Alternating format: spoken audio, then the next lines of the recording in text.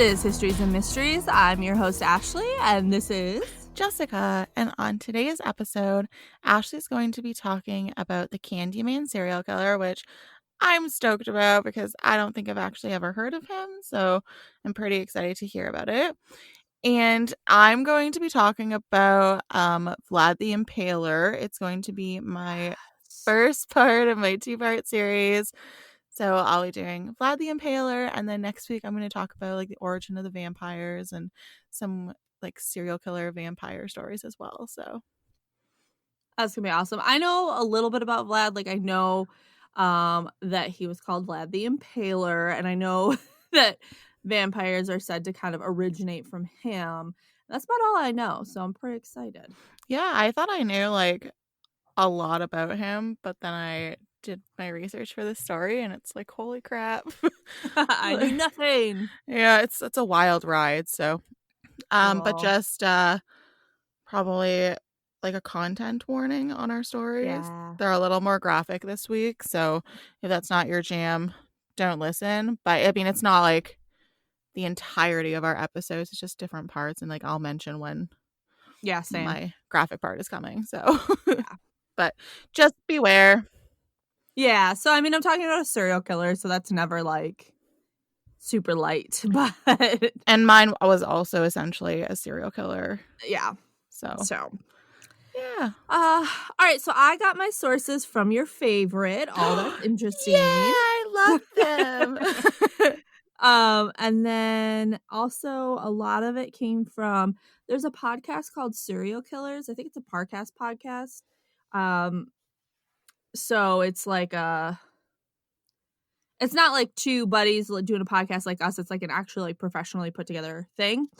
And they do 2-parter serial killers. Each week is a new serial killer. It's pretty good if you're interested in like the psychology behind serial killers and stuff. So they did a really good job. And then I got some information from history.com and Wikipedia. Woohoo. You know, I love my Wikipedia. Yeah. I like my, oh, that's interesting. You like your Wikipedia.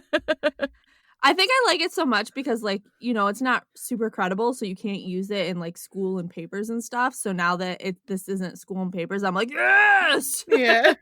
I know it gives like enough like information that it helps kind of ease things a little bit, I think, because it's more summarized, which is nice. So yeah, like I sometimes use it just to like if I have a couple of things that I just kind of need to like confirm or just kind of get a better generalization on, then I'll use it and just like I use it in this story that I'm going to talk about. So yeah, and I find that like the older cases, it's more accurate, than like newer information. Exactly, and like it was just some wackadoodle fact that like I had to just confirm that I couldn't really find anywhere else. So yeah, for sure. Yeah. All right, so this guy is called the Candyman serial killer, aka Dean Corll. And again, content warning, this story is really fucked up.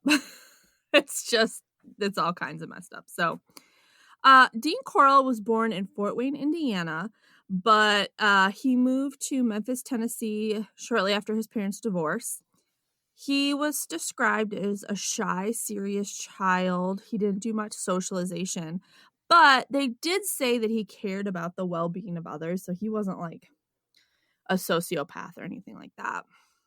At the age of 7, he contracted rheumatic fever, but they didn't discover it for several years until it was found that he also had a heart murmur. So I guess when they found the heart murmur, they found that he had rheumatic fever at some point in his life. Do you know what that is? You know, when I was researching this, I'm like, Jessica's going to ask me what this is. And I forgot to go back and look it up. So let's see. It's an inflammatory disease that can involve the heart, joints, skin, and brain. Ew. Okay, yeah, that's not good. Oh.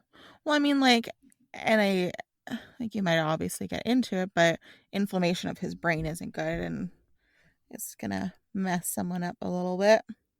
Yeah. So I don't talk about it after this. but I did want to include it in here. Just 'cause I thought it was interesting, and who knows if it did any kind of damage to his brain or anything like that, Yeah. or what he ends up doing. Um, during this time, while he was, sick and trying to kind of battle this, his parents remarried and moved to Pasadena, Texas, only to divorce again 3 years later. Okay. I mean, at least they tried. They tried real hard. Dean's mother didn't remarry, but married again, a man named Jake West, a few years later, and again moved the children, this time to Vidor, Texas, where he had a half-sister that was born. Oh, okay. Yeah, and his mother and stepfather started a small candy business, and they called it Pecan Prince. Cute. Do you say pecan or pecan? Pecan. I say pecan. Obviously, it's how you just said it. Obviously.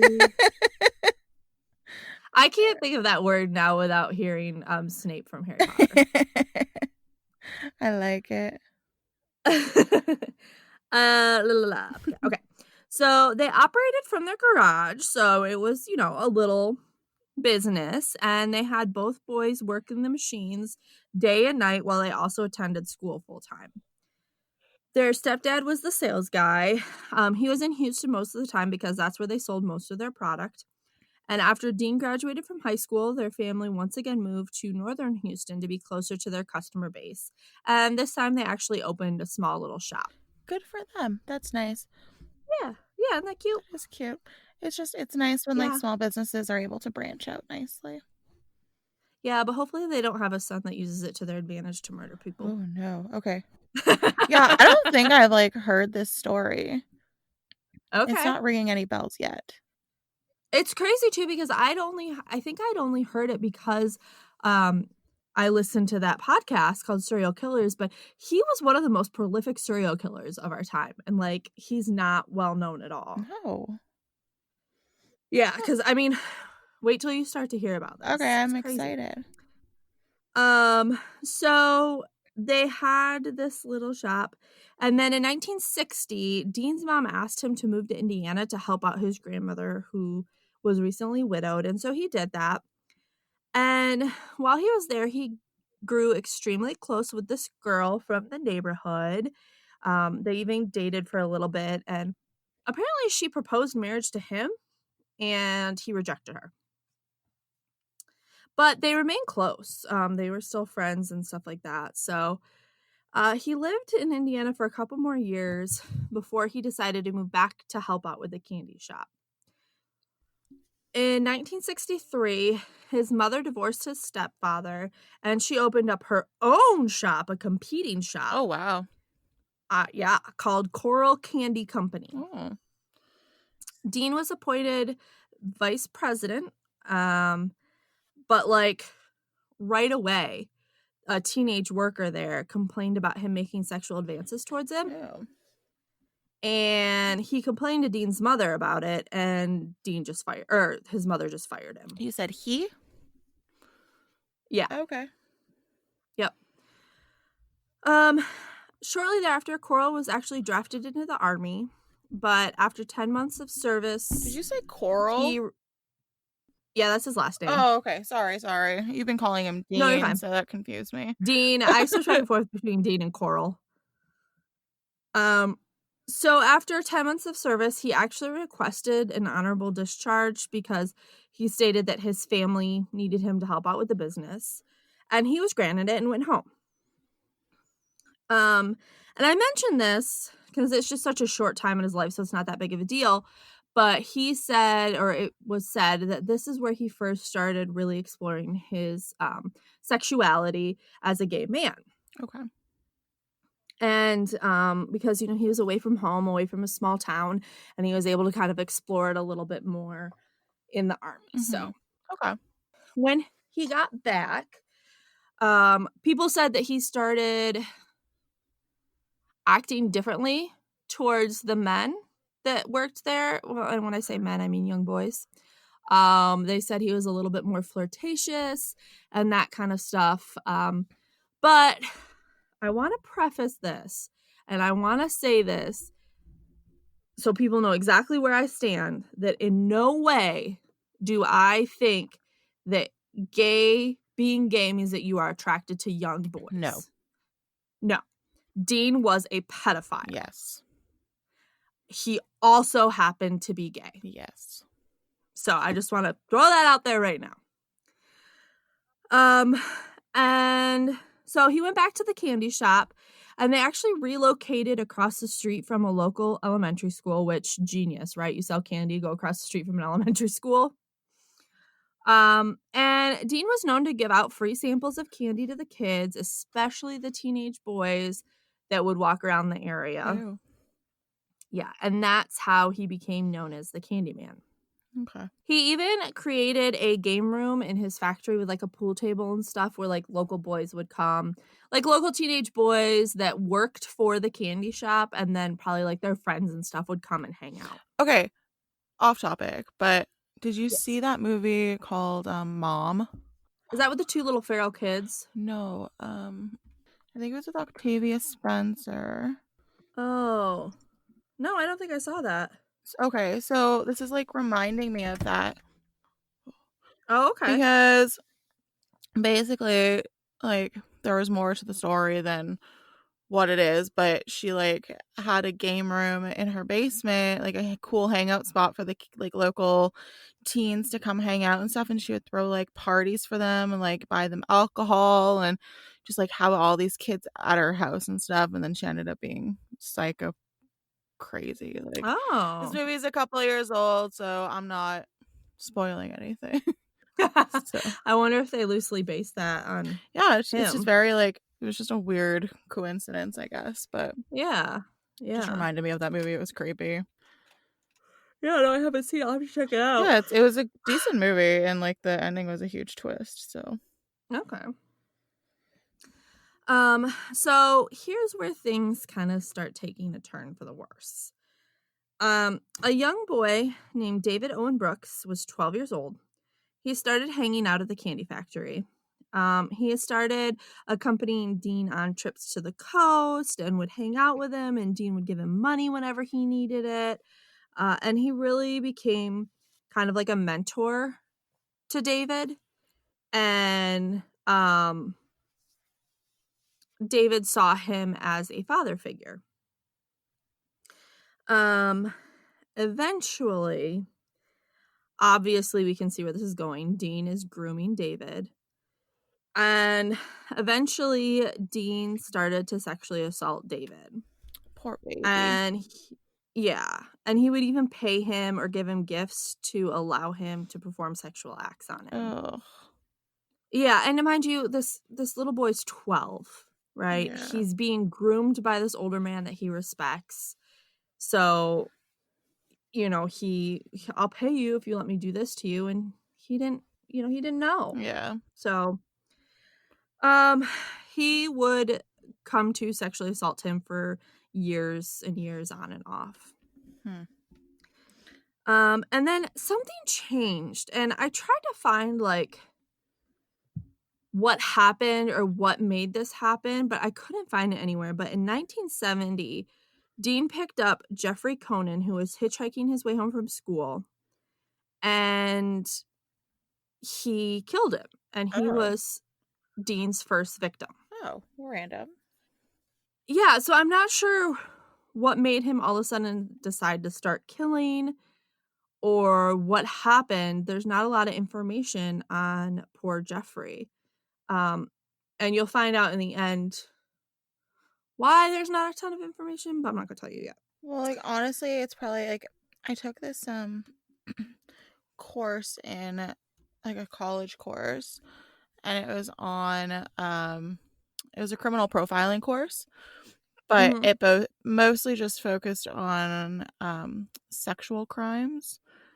Okay. So essentially, like they have these fantasies that they play out in their heads by themselves, and then eventually it just turns into this major need to act on it. Mhm. So he was probably just kind of like he needed to escalate what he It just was. was time. Yeah, like it just Yeah. he needed a new high essentially, right? Like he wasn't getting it from the little boy anymore and needed to get a Yeah. new high and act out some more of his weird fantasies. Yeah, yeah, I mean, that definitely makes sense because, like I said, there isn't any like, they didn't mention any trigger, or anything like that, so, yeah, you're probably right, it was probably just, like, his need to do so overwhelmed him. Yeah. It's usually how it Um, happens with the sexual cases anyways, right? So yeah, true. Around the same time, like, right and again, they're not 100% sure when Dean killed Jeffrey, so around this time, David walked in on Dean raping 2 teenage boys on what Dean called his torture board. Oh. Yeah. So Dean had this plywood board that he had like bindings on that he would tie them up and rape them and torture them. Oh, I don't like that. Yeah. Uh Dean told David that he would buy him a car if he kept quiet about the rape and subsequent murder of the boys. They were 14 years old. Uh, David kept quiet. I mean, so David becomes a bit of a player in this story. Not oh, he's a player, Yeah. but he becomes a part of this Like a story. pawn And almost. yeah, and I feel sorry for him because he was groomed by Dean. And, he in what's the word I'm looking for? When he participated in these heinous acts by a man who had groomed him Yeah. that he admired. Do we know how his home life was? Like how he was treated or? They don't really talk about his childhood very much. Okay. Like I essentially just want to know like if he had a good childhood or not, or like how his parents treated him, or because if he wasn't treated well at home and he was getting this affection from somewhere else, Right. right? Like That would make he sense. yearns for that emotional connection essentially. Yeah, it doesn't really talk about his childhood too much. I did read one line in one article said that he had a rough childhood. Okay. So that That's would all it make said. sense then. Yeah. But I can't find anything else about his childhood. Okay. Because a lot of the stories when you Google him right now are about what just recently happened to him, which I'll talk about too. Ooh. Um, okay, so Dean told David to be quiet and he would buy him a car, and he did. He bought him a green Chevy Corvette. Wow. Yeah. And then Dean said, "Hey, you know what? Every boy that you bring me, I'll pay you $200." Wow. So, um, he obviously did this, and we know this because the story is continuing on. We're not done here. Yes. Um, and in 1971, Dean and David picked up 2 more boys who were 13 and 15, Oh. brought them back to the apartment where Dean strangled them. Presumably, David watched. Ugh. 2 boys from the candy shop were Dean's next victim. He strangled them as well. And so the parents of these at this time, like, these boys were going missing and the parents were calling the cops. But at this time, this was the 70s. So it was like the hippy dippy time where kids were running away a lot. Yeah. They were doing drugs and, getting lost and that kind of stuff. So the cops just kept chalking it up to, oh, they ran away. Yeah. Oh, they ran away. So Dean was able to continue. Ugh. So a few days after the boys from the candy shop went missing, another boy named Wayne Henley offered to post missing person signs around the neighborhood. He knew of Dean, like all the neighborhood boys did. He was the candy man. But he had no idea about the murders that were happening behind closed doors. And Henley did have a rough childhood. His father was extremely abusive to him.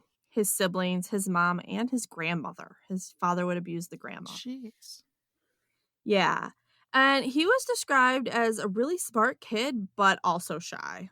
And he did well. He started to do poorly in school. He was smart, but he started to do poorly in school because, of this abuse going on at home. So he actually dropped out of school in, I think it was 9th grade, and started working full time. Okay.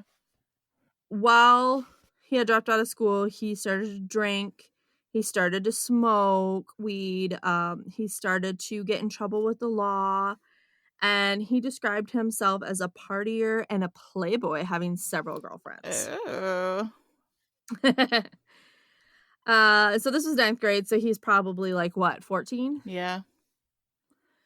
And David, Dean's other little accomplice, knew Wayne from middle school and decided to introduce him to Dean for Dean's next victim. Oh. But for some reason, Dean actually took a liking to Wayne and decided to become friends instead of raping and murdering him, and became very close with him and even had Easter dinner with his family one year. What? Yeah. Gross. Yeah. And Wayne's family was having some pretty severe money problems at the time, and Dean knew that this was his way in. So just as he had done with David, he started to kind of provide for him. He said, hey, Wayne, if you ever need money for your family, I will help you sell stuff, even if it's stolen stuff. Oh, fun. Yeah, and you're going to see the kind of like psychological playing that Dean was doing with Wayne. Mm-hmm. So first he said, even with stolen stuff. So Wayne started stealing a bunch of stuff and bringing it to Dean, and Dean would help him sell it. And he then Dean had a knife and pointed it at Wayne and said, hey, if you're stealing something and someone corners you like this, would you kill them? And Wayne said, yeah. And so I think Dean was trying to see where Wayne's line was. Yeah. Like, how far would he go? He was, again, trying to groom him. So after Wayne said, yeah, he would kill him, Dean was like, hey, you know what? I have another way you can make money. I am a part of this gay porn ring. And if you bring me boys that I can sell to this gay porn ring, I'll give you $200 per boy, maybe more if they're attractive. Wow. And Wayne at first was like, no, that's kidnapping. Like, it's a little bit further than I want to go. But you can And murder? right. But I mean, that was like fictitious, right? I guess, yeah. But he was afraid that by saying no to Dean wouldn't like him anymore. Yeah. And at this point, Dean was a huge father figure to him. His own dad was abusive. And here this guy was, helping his family, protecting his family. And he wanted him to like him. He's 14. Yeah. So after about a year of thinking it over, and at this point, his family was really, really financially hard up. Like, they really, really needed money. So Wayne said that he would help Dean. Did you ever look up pictures of Dean? Yeah, when he was younger, he wasn't horrible looking. Yeah.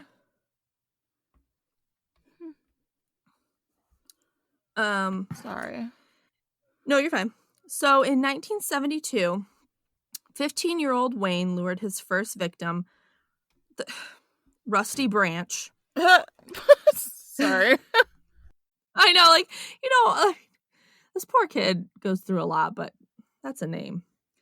So he lured Rusty Branch to Dean, and Rusty was 17 years old. Okay. Once at Dean's apartment, Wayne tricked the victim into putting on handcuffs, I guess like as a joke, like, put these on. I don't really know, Yeah. but and then he left him to the mercy of Dean. Fun. Yeah, at this time Dean is 32. So he's 32 and preying on, 14 to 17-year-olds. Okay. They didn't find Rusty's body for years afterwards, but once they did find him, they found his genitals severed and in a plastic bag next to his body. Ew. Yeah.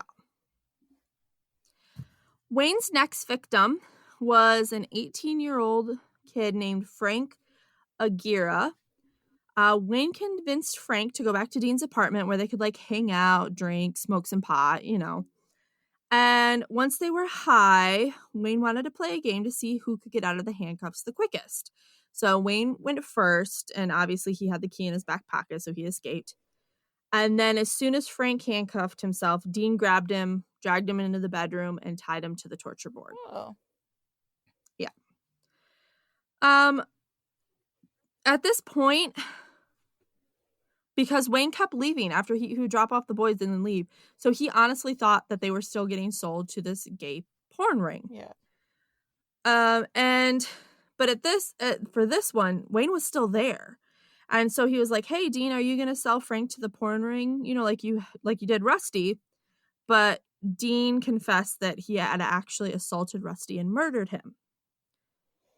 And Wayne didn't hate it. Oh, that's Yeah. not where I thought that was going. Yeah. He didn't hate it and told Dean to continue with Frank. Oh. Yeah. So here I'm going to put in a warning. This next part's a little graphic. Dean tied Frank up on his torture board. He raped him and then he mutilated his genitals. He stuffed a cloth in his mouth and taped it shut and then used a noose to strangle him till he died. Oh. Then the three, Dean, Wayne, and David, remember David from before, helped Dean dispose of the body. So they were a team of three. It was Dean, David, and Wayne. Oh, I don't like that. Yeah. So their next victim was 17-year-old Mark Scott. Dean grabbed Mark and bound him to the torture board, but with only one hand bound, like he was in the process of binding him down, Mark was able to grab a knife and swung it, scratching Dean. Wayne grabbed Dean's gun, pointed it at Mark's head, who then dropped the knife, and Dean raped and tortured him. And then Wayne and Dean together strangled Mark. And then all three of them disposed of the body. Awesome. So, yeah. So this is the point where Wayne starts helping Dean to kill. David has yet to help him kill, but Wayne is now helping him kill. Okay. And during this time, Dean stopped giving Wayne money for the boys he would bring him, but Wayne kept bringing him boys to kill. Oh. Well, that's fascinating. Yeah, and so David, you can tell, wasn't really as into it as much as Wayne was. I know at a certain point, David had a girlfriend.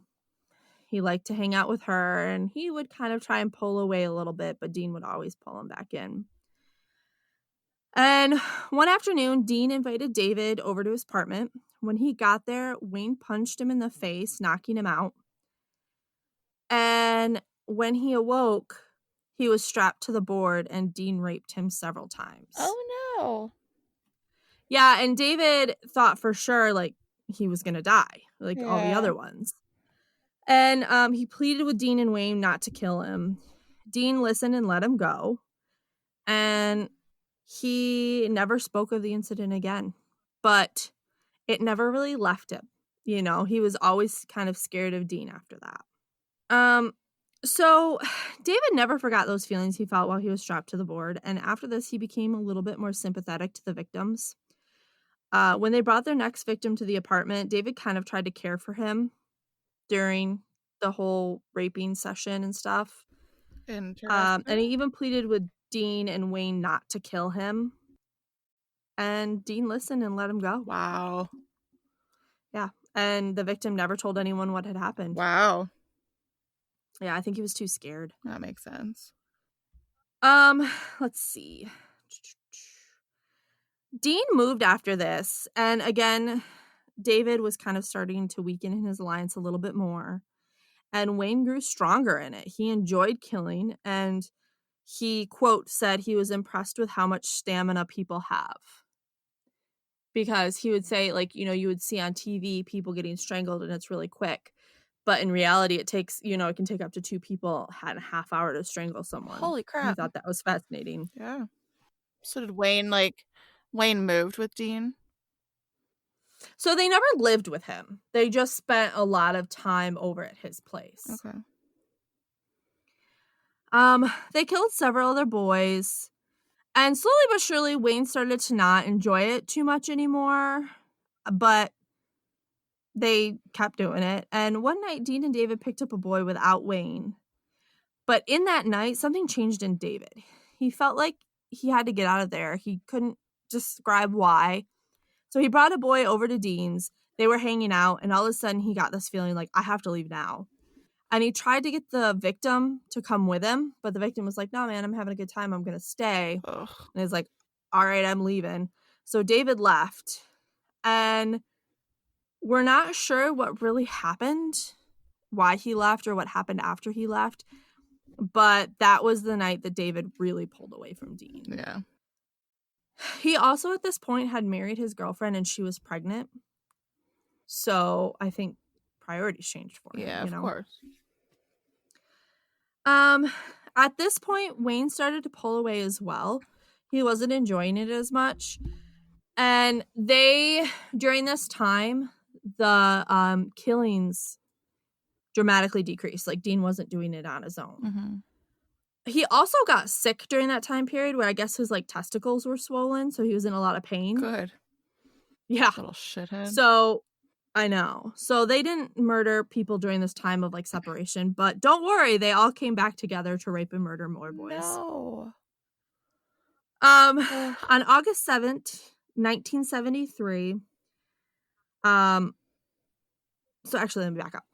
So they did continue to rape and murder boys that they were bringing to him. But on August 7th, 1973, 17-year-old Wayne invited his friend Tim to come to a party at Dean's, which, was pretty usual. On their way, one of the former victim's girlfriends named Rhonda joined them. And Wayne had become really close with Rhonda after they had killed her boyfriend. Oh? Yeah, he was there for her as a shoulder to cry on and told her that, he probably left, with some druggies or something, and she was probably never going to see him again, and she had to move on, and almost felt like an older brother to her. Mm-hmm. Kind of weird. Yeah. But that night, she had run away because her dad had beaten her in a drunken rage. So she met up with Wayne and his buddy Tim, and they went to Dean's place.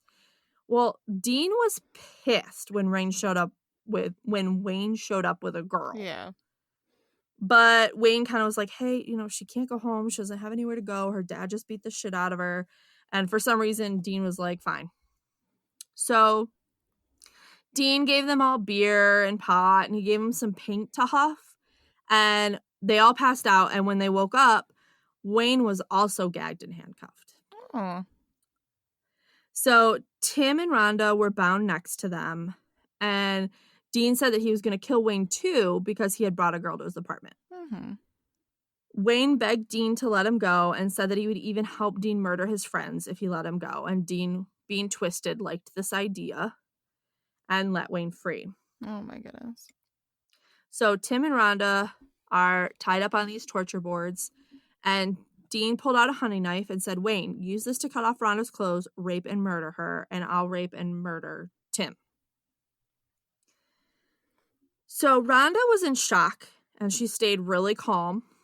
And Wayne briefly considered shooting her in the back of the head to save her from what was going to happen. But Rhonda, I guess, really quietly whispered to Wayne, is this for real? And he said yes. And then she said, are you going to do anything about it? And for some reason, this affected him and snapped something in his brain. Weird. Yeah. And he ended up grabbing Dean's gun, pointed it at Dean, and Dean was like, I dare you to shoot me. You don't have it in you to shoot me. And he shot him. Oh. He grazed his head, so he shot him twice more, hitting him in the shoulder. And so Dean kind of like was staggering out of the room. Wayne followed him and shot him in the back 3 more times. Good. So this was a quote from Wayne. Dean had been training me to react fast and to react greatly. And that's exactly what I did there, wasn't it? Anything that could have made me more uptight than to have been, there wasn't anything that could have made me more uptight than to have been drunk, stoned, and hungover and to be having withdrawals. And then I just blew his life away. He'd have been proud of me at the way I did it if he wasn't proud of me before he died. Wow. Yeah. So once this happened, Tim convinced Wayne to call the police. And the police came and they found the torture boards. They found other things that he used to torture them with. They found a coffin that had human hair in it. Ew. That he would use to transport the bodies. Ew. Yeah. And so Wayne started confessing, and he started to name these boys that had been missing, and he started to tell them what had been going on. And so obviously David was named in this as well. And so the police started talking to David as well, and both boys led the police to bodies. There were 27 bodies uncovered, but they believe that there were more that were never found. And Wayne received 594 years in jail. Holy crap. Yeah, so he killed 6 people, 7 if you count Dean. Mm-hmm. And so he was charged 6 consecutive 99-year terms. Wow. And then David had 1 victim, and so he received 99 years. Wow. But a few months ago, in jail, David died of COVID. Sorry. Oh Yeah. my goodness. Mm-hmm. And so it's like, I kind of want to be like, haha, you get what you deserve. But at the same time, like, how much of it was him being groomed, you know? Mm-hmm. He started seeing, like, hanging out with Dean when he was 12. Yeah.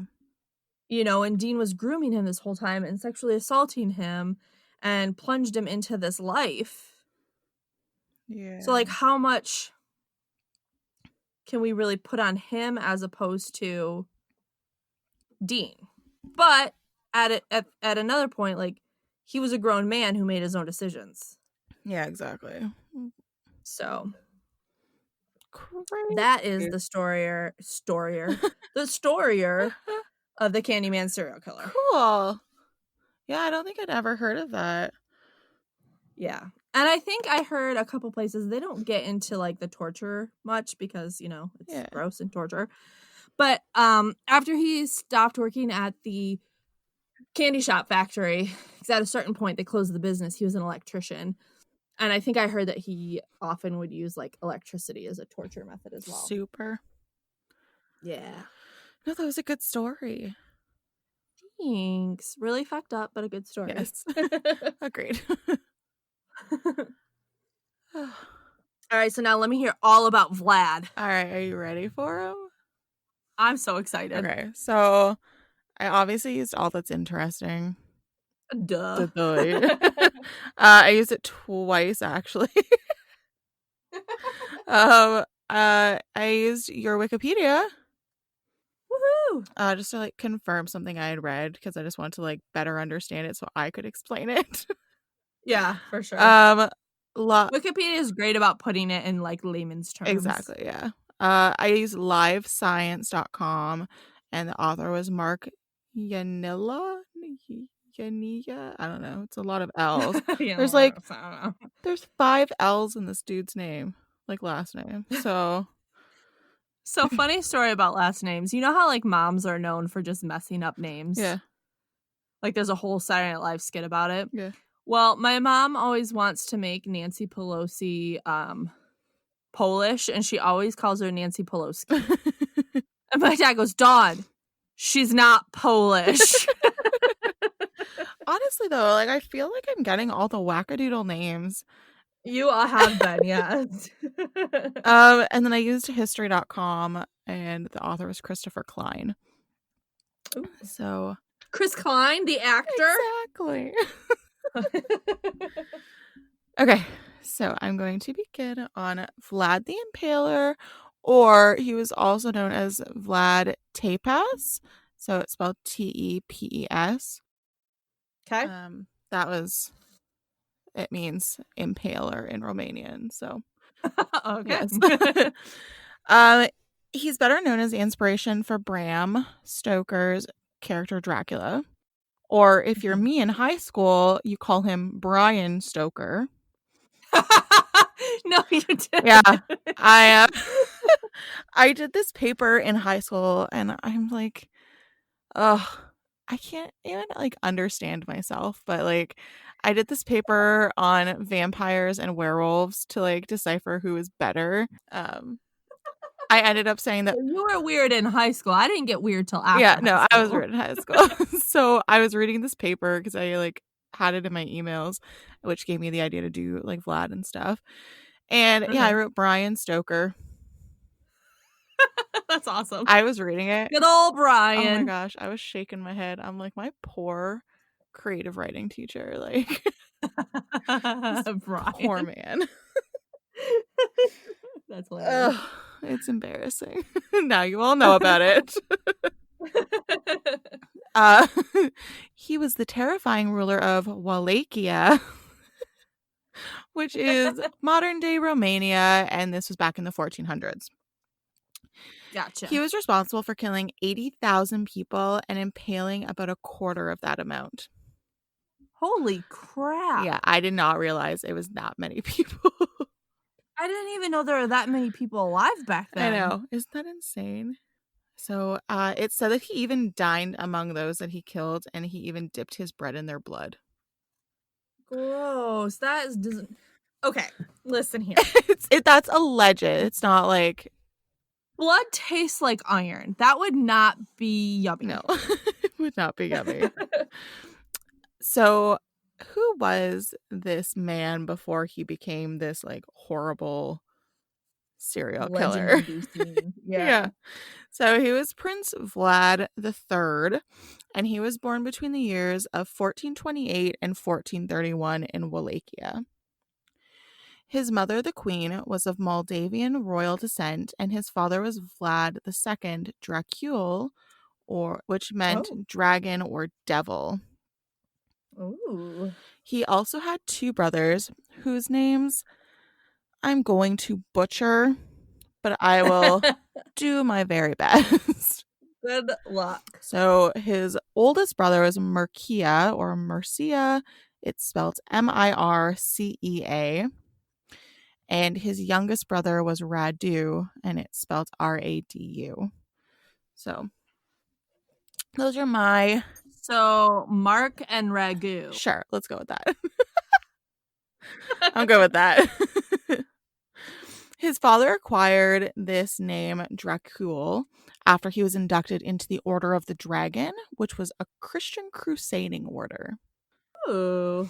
He was inducted by King Sigismund, I hope that's correct, of Hungary. These names. Honestly, I hurt myself. Just full disclaimer, if I pronounce these names wrong, please don't hunt me down. I'm doing my best with these weird ass Romanian names. I really hope you get a message from your husband that's like, actually it's pronounced this. Oh man, probably. So he was inducted by King Sigismund of Hungary, who would later become the Holy Roman Emperor. Yeah, which I thought was pretty interesting. Wallachia was incredibly close to warring Christian-ruled Europe and Muslim-ruled Ottoman Empire, and so their territory was in constant turmoil because of this. It's like there was a ton of wars going on, like on their land and stuff, because it was right in the middle. In 1442, so when Vlad III was around 14 or 11 years old, just depending on when he was born, Gotcha. Vlad Dracul was invited by the Ottomans to have a diplomatic meeting with them.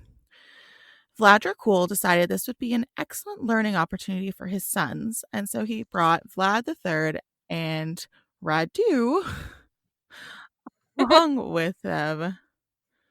So rather than actually having this peaceful and diplomatic meeting, the Ottomans had other plans on their agenda.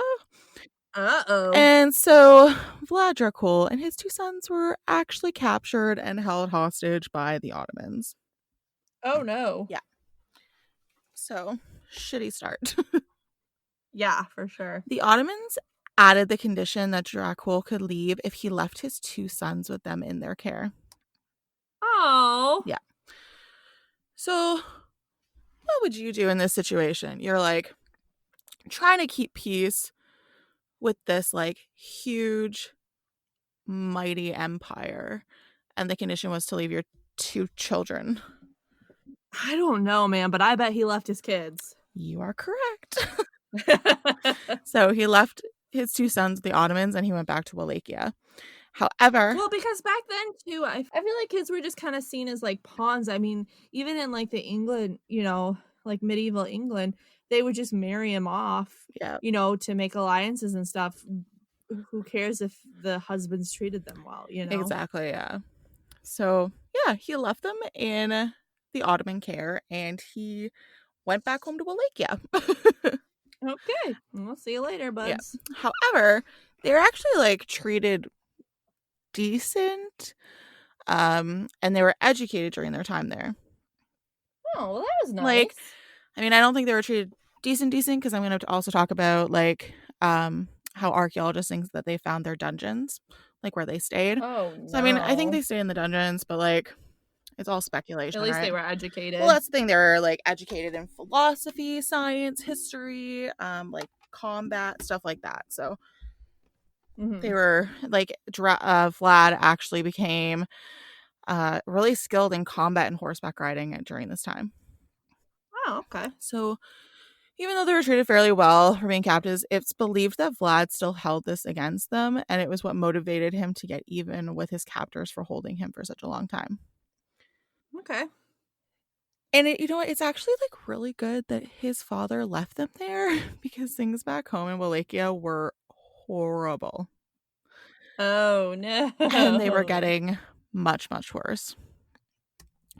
It was during this time that a rebellion was put into action and Dracul was overthrown and killed in 1447. Oh. At this time, his oldest son, Mark, was tortured. He was tortured, blinded, and then he was proceeded to be buried alive. Oh my gosh. Yeah, and he was around 19 years of age at this time. Man, they didn't mess around back then. No, they were horrifying. So the rebellion was orchestrated by the boyars, who were ruling nobility in regions such as Bulgaria.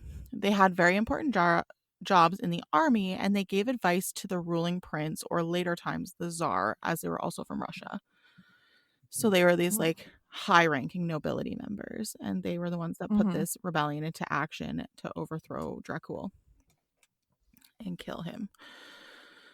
So soon after his family's violent murder, Vlad III was released by the Ottomans, and he returned to Wallachia. Oh. At this time, he started going by the name Vlad Dracula, which meant son of the dragon. So what happened to his other brother that was captured with him? I'm not really sure. Like, I think he honestly stayed with the Ottomans because he believed in like that he was siding essentially with them. Oh, okay. Yeah, so I think he stayed with them, but I'm not 100% sure because he wasn't like very interesting to research. So, and he was there too. Yeah, he existed. Upon his return in 1448, Vlad developed into an extremely violent ruler and soon earned the name Vlad the Impaler. Ugh. So there's a character that comes into play. His name is Vladislav. So would you rather I call him my Impaler Vlad or Dracula from here on out? So there's not as much confusion. Yeah, maybe do that because call him Dracula. Yeah. Okay. So when Dracula returned, he needed to take back the throne from the man that took his father's place, and that was Vladislav II. So he took over Dracula's father's place after he was murdered and overthrown and blah, blah, blah. Gotcha.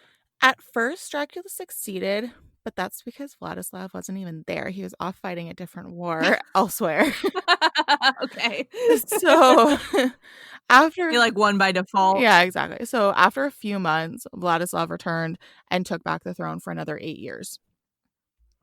Oh. Yeah. Not much is actually known about what happened to Dracula during these 8 years, but it's speculated that he changed his allegiance to the Hungarians as they also disliked Vladislav. Okay. In 1456, Dracula again returned to depose Vladislav, and this time he returned with an army to help him with his plan. Okay, that sounds Yeah. better.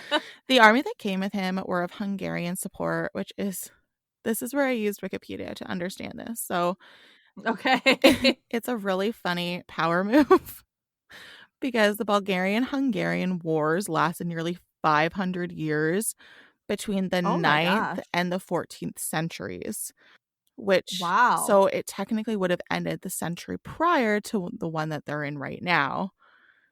Okay. So they had like this huge 500-year war, these two countries, and then Dracula is using the one country against the other country, Gotcha, which is okay. really funny. So I mean, know your audience, right? yeah. And I mean, if that's wrong, please don't at me. Like, I try to do my research as best as possible, and I try to understand it at 2 a.m. So We are not war analysts. no. So No, I like my history, but wars are just, some of them are just boring. well, and they're so confusing They're so sometimes, you know? confusing. It's like, oh yeah, they won this year, and then oh no, they won this year, and it's like, and like Hungary and Bulgaria just sound so similar to me. So Yeah. I don't know, it's confusing. And if you think they're not confusing, watch Game of Thrones, you'll be thoroughly confused. Anyways, so he was finally successful in permanently taking the throne back from Vladislav, and legend has it that he even beheaded him in a one-on-one combat on the battlefield. I Ooh. know. So, yay, he was finally successful and took back his throne. How wonderful for him. Yeah. However, there is his vicious nature that others now had to deal with. Yeah, so it's like you're kind of rooting for him because you're like, oh, he got this, taken away from him. And then when he was little, and now he's like coming back and, regaining the throne. And you're like, yes. And then you're like, oh, but wait, he's a He's a monster. vicious, vicious monster. And I even write that in my next sentence. Oh, okay. It's believed by some historians that his family's horrifying deaths were what turned him into the vicious monster he became. Okay. But it's only speculation at this point in time. It's just Yeah. speculation that, like, he was held captive. He hates the Ottomans, so that could fuel his anger too. He wants to get back at them. He also wants to Yeah. get back at the Boyars because they murdered his family and, like, made him be Right. exiled for 8 years, essentially, right? Right. It's believed that while he was imprisoned by the Ottomans, that they actually tortured him. So I guess they didn't treat him, like, decently. But, like, I Yeah. mean, they still educated him, right? Which just seems, like, so weird that if you're gonna, like, torture somebody, why would you Torture. Yeah, that you would educate educate them? them. But whatever, I digress. It's not my story. But I can see where torture all the time from such a young age would, like, fuck you up mentally. Yeah, the next line literally said that's kind of where he discovered some wonderful torture techniques. Okay, I gotta stop talking because I keep taking your next line. It's okay, it's good, I like it, so it just backs up what I'm saying, so it's good. Yeah. Now, you would think that an original monarch reclaiming the throne would be a great moment, correct? You'd think, but I'm assuming you're gonna tell me it was not. It was not. Apparently, there were those that believed Vladislav was a better ruler than Dracula, and so there were uprising in the surrounding villages. Oh. And some of those people were the Boyars. Ah, okay, that makes sense. Yes. Dracula was aware that he needed to reclaim control, and so he I love this part. He decided to host a banquet and invite those that were opposing him, which were, like I said, Oh, mainly goodness. the Boyers, right? Uh-huh. So before I went ahead to read what happens, if someone who I'm openly rebelling against invites me to their home for a meal, I don't think I'm going to attend because, like, that just seems like a really bad idea, does it not? Yeah, speaking of Game of Thrones again, is this gonna turn out a bit like the Red Wedding? Yeah. Yes, it is. But, like, would you not think that that's a bad idea? Yeah, and especially back then because, like, nowadays, okay, if I don't like someone, they invite me to dinner, I'm suspicious, but I'm not gonna outright think they're gonna murder me. Murder's kind of frowned upon. Yeah. But back then, like, you could do whatever you Well, wanted. and the thing is, like, I don't know if it's because, like, he wasn't known for his monstrous techniques then, right? Because he hadn't started Yeah. doing it yet, but, like, still, like, Yeah, back then, no thank yeah, you. exactly. So, I'll keep my head. as we all imagined, I'm once his guests arrived, they're very quickly stabbed to death. Oh, he didn't even let them have dinner, just went right to Yeah, it. and their still twitching bodies were placed onto spikes. Alright. And he still had his feast among those dead bodies. Oh, I goodness. put LOL Okay. again. LOL. Another story reports that a group of Ottoman merchants met with Dracula and refused to remove their turbans for obvious religious reasons. Fair. Mhm. Dracula wasn't a huge fan of this custom and the fact that they weren't listening to him or abiding by his rules. So, in order to ensure the turbans never left their heads, he nailed them to their skulls. Oh my gosh, that's Yeah, awful. like nailed them to their heads. Oh, god. Stories such as these ones are actually documented in printed material from around his rule. They were circulated orally, and then with the development of the printed press in the 1460s and 1470s, which is super early to my brain. Like, I figured that it would be a lot Yeah. later on. But it's at that time that these stories actually got printed and then circulated. Okay. It's believed, though, that some of these publications about Dracula were embellished, as many people weren't really his fan. Gotcha, okay. However, on the other side of that, there are so many stories that run along the same line that it's hard not to believe in its historical accuracy at that point. Okay. So, um, this is a weird fact that I found, honestly. Apparently, most of Christian Europe, supported his violent and brutal ways of defending Wallachia against the Muslim Ottomans because a threat to Europe was deemed a threat to the Pope. So even the Pope supported Dracula's gruesome ways. Well, I mean, you look at, like, the Catholic Protestant wars, they were brutal and they tortured each other and they felt that they were doing it in the name of God, Yeah. and so that doesn't surprise me at all, Yeah. unfortunately. I'm looking forward to you covering that. Yeah, it's extremely fascinating and sad. Yes. He was actually like a really positive character in Romania because he was seen as a just ruler. Even though his tactics were a bit barbaric, he was still fighting for his land and for his people, like to keep them safe. So it Okay. just like made sense to them, like he was just a hero to them, which was great. So um so as we discussed, he acquired the name of Vlad the Impaler. And this is where I'm going to say scroll ahead for like the next 30 or so seconds because it gets pretty graphic. I thought the mere thought of what impaling was pretty self explanatory, but this goes to a whole new level. So, are you ready? I'm ready. Okay, I'm going to read verbatim just so you kind of get like the gist of it. Okay, and I just want everybody to know that I'm already making pre-faces, pre-disgusted faces. Go ahead. Okay. During impalement, a wooden or metal pole would be jabbed through the body, starting either in the rectum or vagina, and would then slowly pierce through the body until it came out of the victim's mouth, shoulders, or neck. Sometimes the pole was rounded so that it would go through the body without puncturing any internal organs, which prolonged the victim's torture. In these Oh. particularly gruesome cases, it could take hours or even days for the victim to finally die, and they were often on public display for everyone to watch. In one case, he impaled the Saxon merchants who were once allied with the Boyars, which were his family's killers. For some reason, when you said impale, I always picture like a rod going through like the stomach.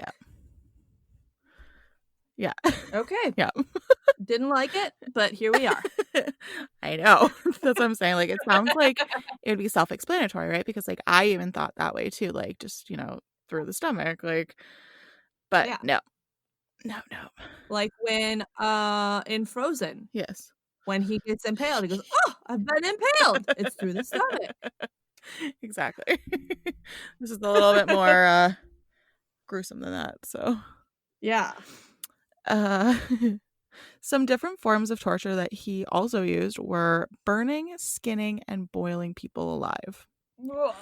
His preferred method of torture was to have a horse attached to each of the victim's legs as a sharpened stake was slowly forced into the body. Wait, what? So he would have a horse attached to each of the victim's legs. Uh-huh. And then as the horses, I guess, were walking away, this is how I'm understanding it, the horses would pull on them, and then a Right. sharpened stake would slowly be forced into their body at the same time. I've heard of like quartering, Yeah. which is where they have the horses that pull them apart, but he added a whole new level to that. Exactly.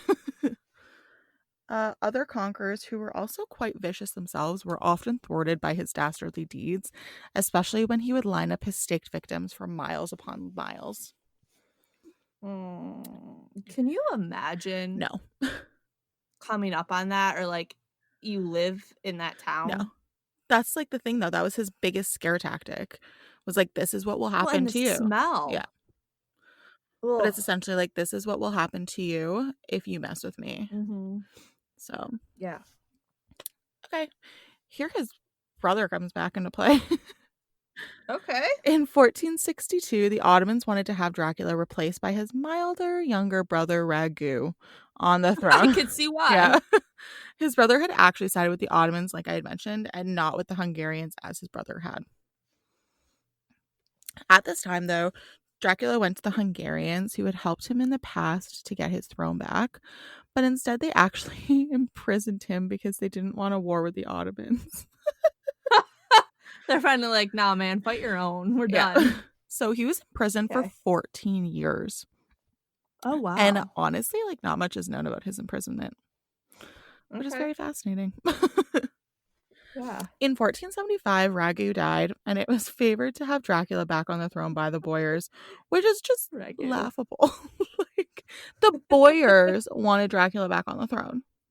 Yeah, after everything that he's done to them. Yeah, and like after all that they did to him and his family, like overthrowing his father and stuff and like murdering his family. And they're like, well, you know what? Yeah. Ugh, it's ridiculous. Anyways. Mistakes have been made. Yeah. In 1476, Dracula was released and he was married to a woman who was a relative of the Hungarian king. So I guess they liked him enough to marry him to one of their own. Okay. Interesting. I would not want to be that woman. Yeah. Well, apparently they had 2 children together during that time. All right. Yeah. I guess that they were married like during his imprisonment. I, for some reason, don't picture that being a consensual consummation. Well, probably not. Like, I think it was for political reasons, right? So. Mm-hmm. Oh, here we go. The king had made a deal with Vlad to restore him back to the throne after his brother had been removed. However, Dracula died in battle later that same year, fighting alongside the Hungarians against the Ottomans. Oh, as the story goes, he was killed the same way he had killed Vladislav many years prior, with him being beheaded and his head placed on a spike and paraded back to his enemy. Or it was placed on display over the city gates. And to this day, his remains have never been found. Really? Yep. You know why? Why? Because he's a vampire. It's very true. He's still walking around. I like that theory. So I have a couple of other topics. So I'm going to talk about what has been deemed Dracula's castle. Okay. And then Dracula's dungeon. Ooh. So even though he only spent 2 months in holding at this castle, it's still dubbed Dracula's castle and it's promoted as such, and you can even visit it. Oh. It is called Bran Castle, and it is located on the border of Transylvania and Wallachia in Romania. Okay. Also, just to preface, our Dracula never lived in Transylvania, whereas the Bram Stoker's Dracula did come from Transylvania. Okay. This castle was used as a defensive post against the Ottomans, and it belonged to the Hungarian kings, but it was repossessed after they failed to pay a loan. Oh. In 1920, this became the royal residence for the Kingdom of Romania.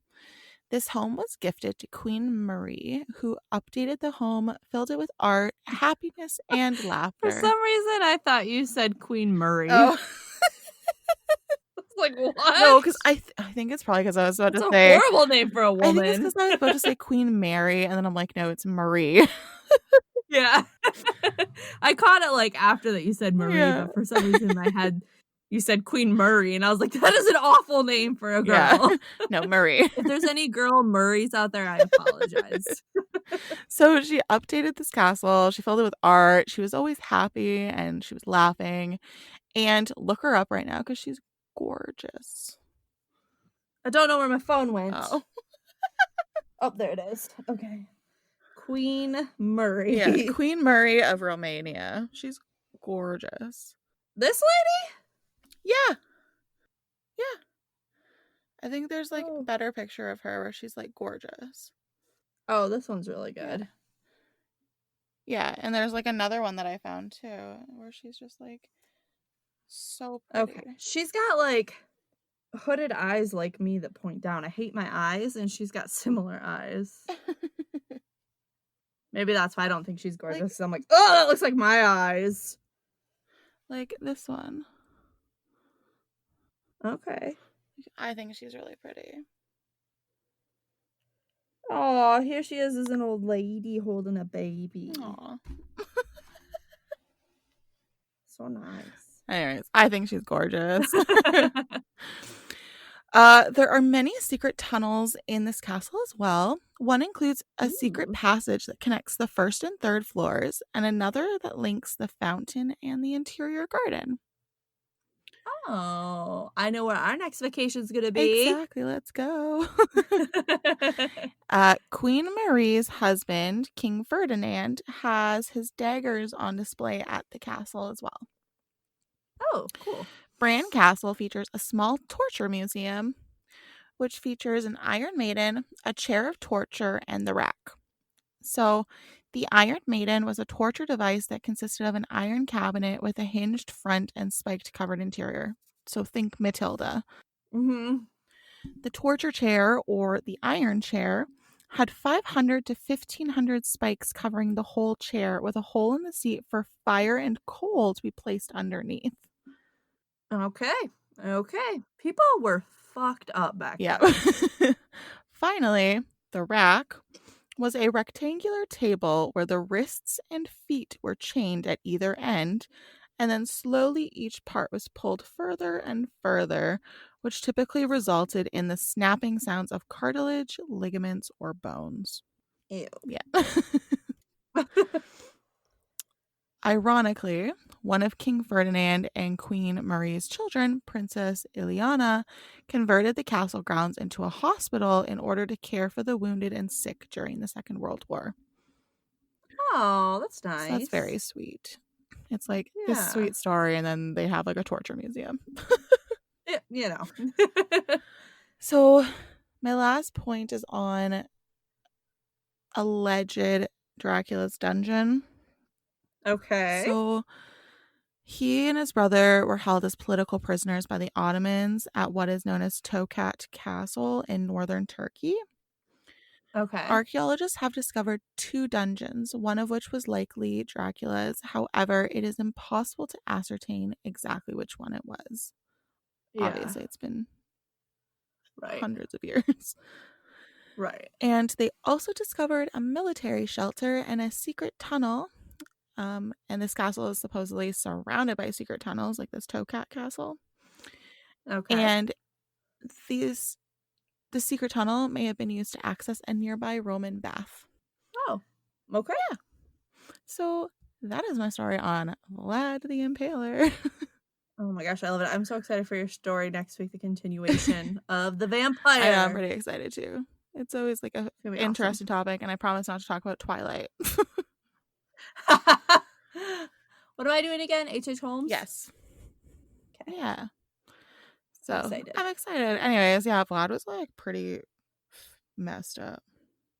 Yeah, for sure. Like more messed up than I thought, but he also had a pretty traumatizing childhood, so Yeah, I mean, he probably was definitely mentally off yes. after that. Oh, yes. I mean, there's just no Especially if he way. was tortured, right? So Yeah, there's no way a torture at like as an adolescent. There's no way mm-mm. you're gonna be normal after that. Exactly. So anyways, yay.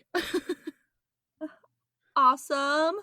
Well, like we said last week, we are well in our spooky season of Yay, October. love spooky season. Yay! So next week we will talk about H.H. Holmes and the vampire. And then the week after that, we will do our Warrens episode. So Jessica's going to talk about the Warrens themselves. And I will be talking about one of their most famous cases, the Amityville Horror. Woo-hoo. And then spooky season's over. Yeah, that's a bummer. But then we get to start Christmas season. I'm one of those people, day after Halloween, I'm on to Christmas. Ew. I am not one of those people.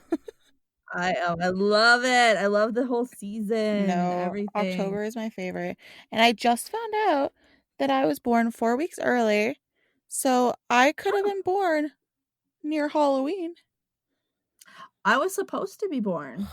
I think my due date was Halloween or the day before, but I was 2 weeks late. Ugh.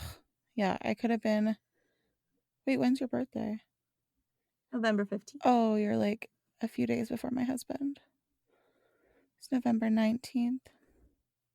Yeah. Anyways, yeah, I was born in stupid September instead of October, so bleh. Ugh. I literally just found We that out both missed tonight. it.